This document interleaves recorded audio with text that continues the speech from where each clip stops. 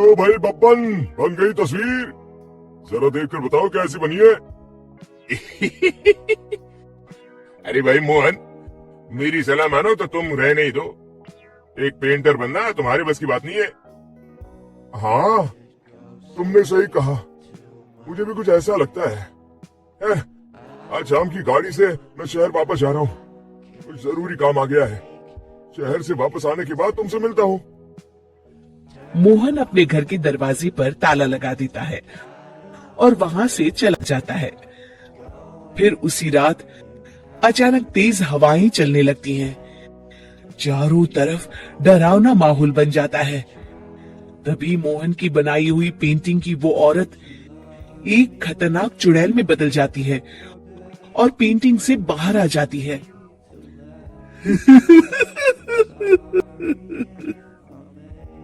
चुड़ैल घर के बाहर चली जाती है। वहीं दूसरी तरफ दो चोर लाला सुखीराम के घर से चोरी करके भाग रहे होते हैं। दोनों भागते भागते गांव के चौराहे के पास पहुंच जाते हैं। तभी अचानक वो चुड़ैल उन दोनों के सामने आ जाती है।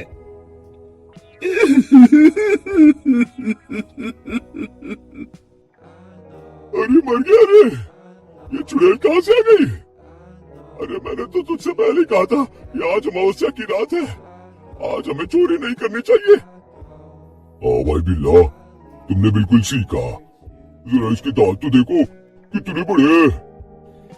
चुड़ैल उन दोनों की तरफ बढ़ती है। अरे चुड़ैल दीदी, तुम चाहो तो ये सारे पैसे और जेवर ले लो, लेकिन हम दोनों को कुछ मत करना।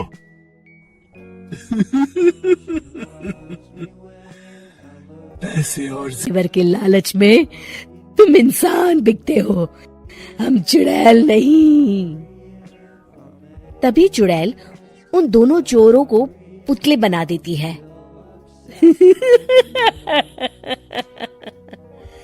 मैं किसी को नहीं छोड़ूंगी, अब कोई मुझसे नहीं बच सकता।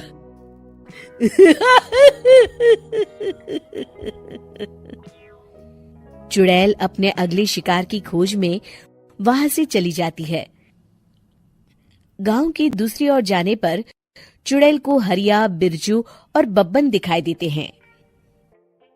आज संडे है, आज कपिल शर्मा शो देखने का दिन है। जोर से बोलो, आज संडे है। मैंने नहीं सुना। आज संडे है, आज कपिल शर्मा देखने का दिन है। हाँ, ये हुई ना बात। अरे ये कपिल शर्मा कौन है जो ये लोग उसे देखने के लिए इतने उतावले हुए जा रहे हैं? खैर, मुझे क्या, मैं अभी इन दोनों को मसाज चखाती हूँ। चुड़ैल तेजी से उड़कर उन तीनों के सामने आकर खड़ी हो जाती है।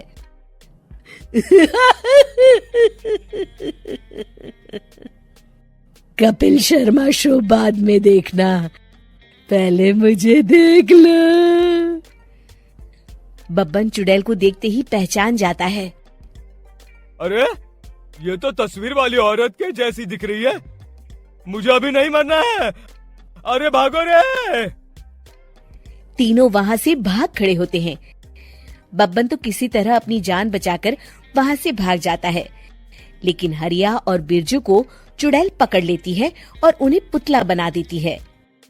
फिर चुड़ैल बब्बन को पकड़ने के लिए उसका पीछा करती है, लेकिन बब्बन उसे कहीं नहीं दिखाई देता।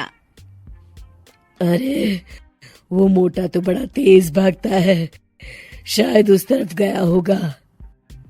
बब्बन एक दीवार के पीछे छुपकर बैठ जाता है और चुड़ैल उसके सामने से आगे निकल जाती है। बाल बच गया। अगली सुबह बब्बन सभी गांव वालों को सारी बात बता देता है। फिर उस चुड़ैल के डर से रोज शाम होते ही पूरे गांव में सन्नाटा छा जाता था और कोई भी अपने घर के बाहर नहीं निकलता था। अरे ये क्या हो गया, इतनी देर से घूम रही हूँ, अभी तक एक भी आदमी नहीं मिला। अरे कहाँ मर गए सबके सब। चुड़ैल वहां से चली जाती है, इस तरह कुछ दिन बीत जाते हैं। फिर एक दिन मोहन गांव वापस आता है। बब्बन उसे बताता है कि उसकी बनाई तस्वीर से एक चुड़ैल बाहर आ गई है। मोहन समझ जाता है कि ये कोई आम कागज नहीं है। वो जो भी उस कागज पर बनाएगा वो असलियत का रूप ले लेगा। अरे मोहन भाई, अब तुम क्या करने वाले हो? मेरे पास एक बहुत बढ़िया तरकीब है। मैं इस कागज पर उस चुड़ैल की एक ऐसी तस्वीर बनाऊंगा जिसमें वो तपती धूप के नीचे खड़ी दिखाई देगी, और फिर जैसे ही सवेरा होगा वो चुड़ैल इस कागज से निकलकर बाहर चली जाएगी और सूरज की तेज धूप में जलकर राख हो जाएंगी। मोहन बिल्कुल वैसे ही तस्वीर बना देता है और जैसे ही सवेरा होता है वो चुड़ैल कागज से निकलकर बाहर धूप में चली जाती है और सूरज की गर्मी बर्दाश्त नहीं कर पाती और जलकर राख हो जाती है।